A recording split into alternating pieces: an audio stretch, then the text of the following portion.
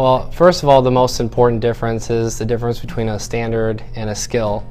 And in this new system, we are not focusing on standards, which is content or knowledge or expectations for the learner. We're focusing on skills and how we're going to develop those skills within the students.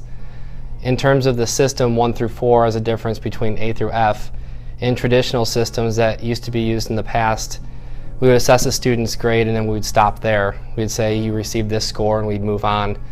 In this system, we're trying to give the students feedback, so the number does not represent what their final position was on that skill. It represents where they're currently at. And then it also combines feedback, which the student can then use to do something constructive with it and try and refine that skill and show that they have a better understanding or they're able to exhibit that skill better in the future.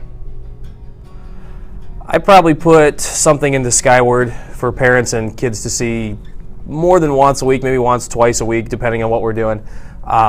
What I try to do is I try to explain in the description of what the assignment or the assessment is, exactly what we did in class or what the kids had to do. And then also I try to make sure to categorize things so that way a parent knows if this was more of an in-class assignment that never went home, or if this was a homework assignment, or if this might be a summative assessment that we took at the end of class or at the end of a unit that was going to be a bigger factor in their overall skill score.